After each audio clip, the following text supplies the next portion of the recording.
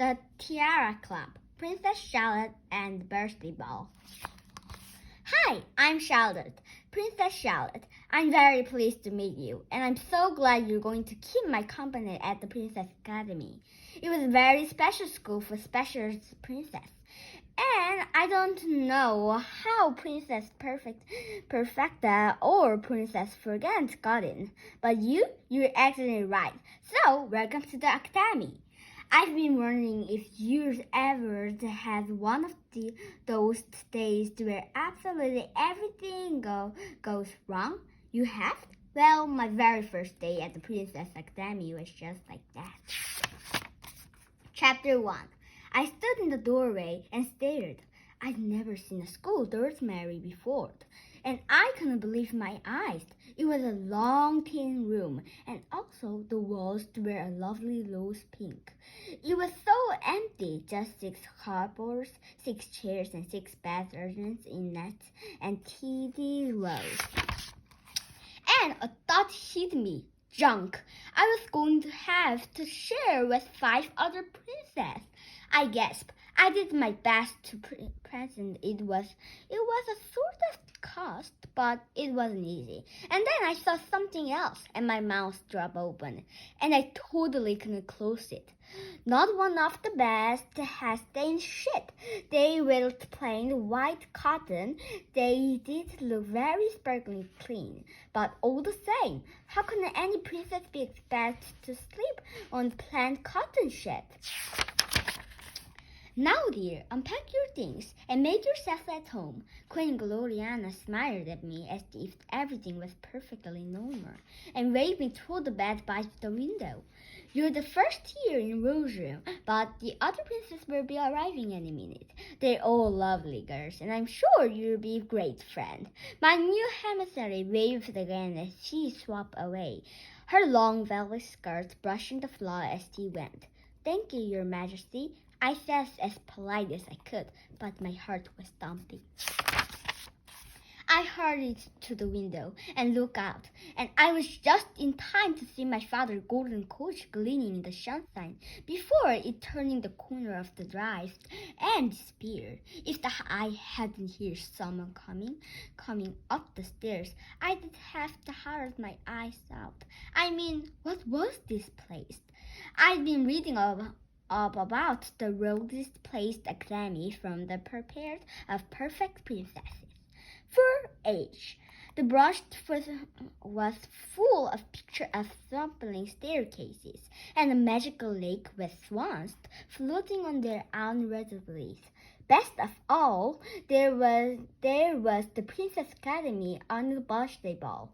It looked fabulous. Imagine the most wonderful ballroom ever, with a dark blue clearing lit by millions of teeny sparkling stars, and lots of the most beautiful princesses in lovely dress twirling round and round the floor.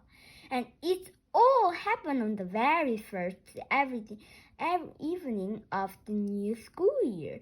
I'd been dreaming about the birthday ball. I could so imagine every heat turning as I definitely onto the dance floor. I sensed that my dress wouldn't be soft pink with lots of swirly pickles. And my tiara wouldn't be so sparkling that everyone wouldn't be a complete daisy. No one wouldn't ever notice my hair was a little bit moused, and my nose wasn't actually perfect. Because if I was at the Princess Academy birthday ball, then I'd be beautiful too.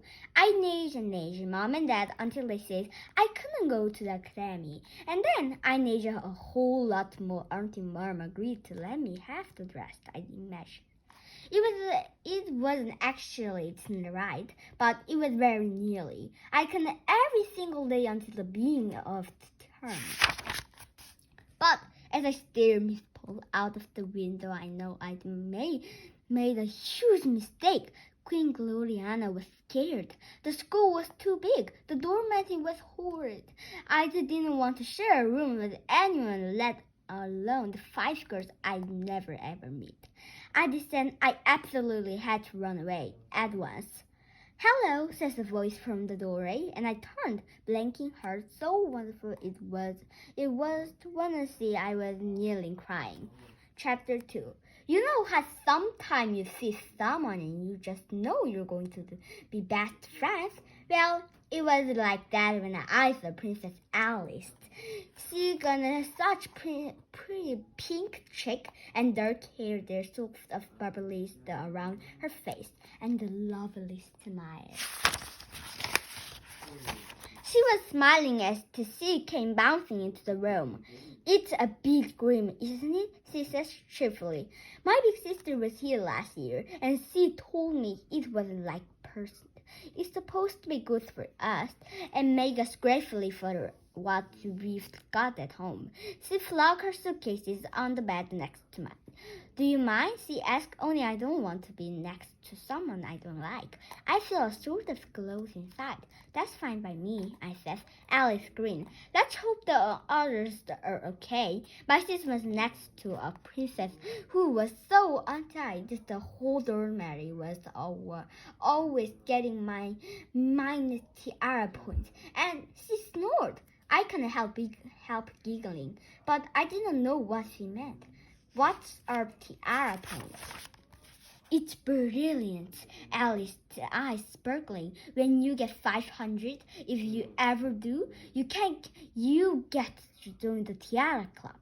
She sighed. "Actually, I can't wait. There's a fantastic, wonderful part to celebrate, and you give a whole lunch of the present, and you get to go out the second year, and then you're a senior, and you stay in the Silver Towers, and you have such a fantastic time." "Wow," I said. "I was just about to ask what happened if you didn't get 500 points when the door being opened and 4 more girls came bursting into the room. When they saw me and Alice, they stopped and stood up straight and dusted themselves down. The tallest, who was ever so beautiful in a very pale blonde kind of way, swapped us the most amazing curses. She went right down to the floor and she didn't wobble one bit. "Good afternoon," she said, and her voice was very sweet and clear. I'm Princess Sophia.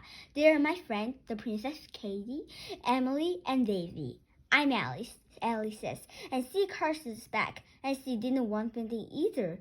I feel a teeny bit odd. Every time I turned to curse at, I fell over.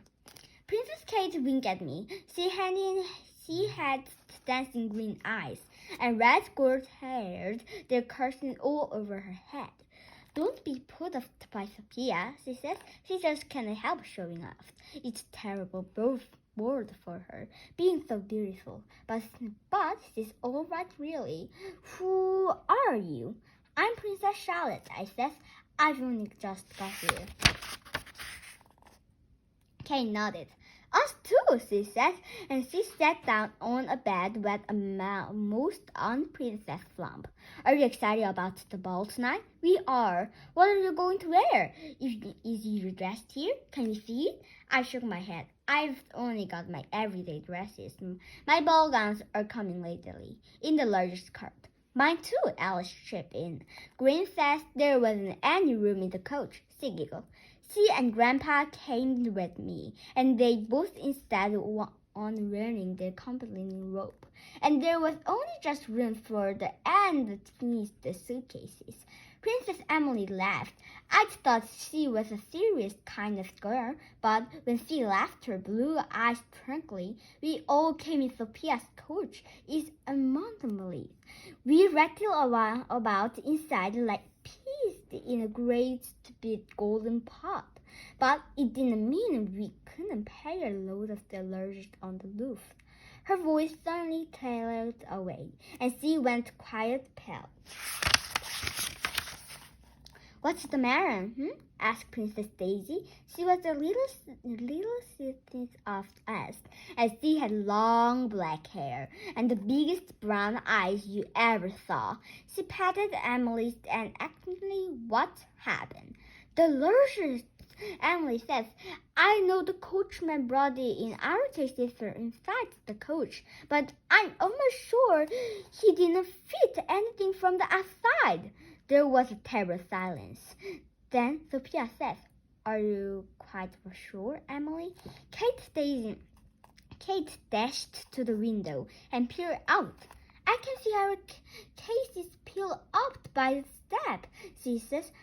And the trunk? Emily asked, her voice trembling. Oh, do say there's there. Kate leaned out so fair I was scared she'd fall, but she didn't. She pulled herself back in, her eyes shining. Quick, she says, the coach is still there. The coachman's talking to the footman by the front door, and the trunk are on the roof.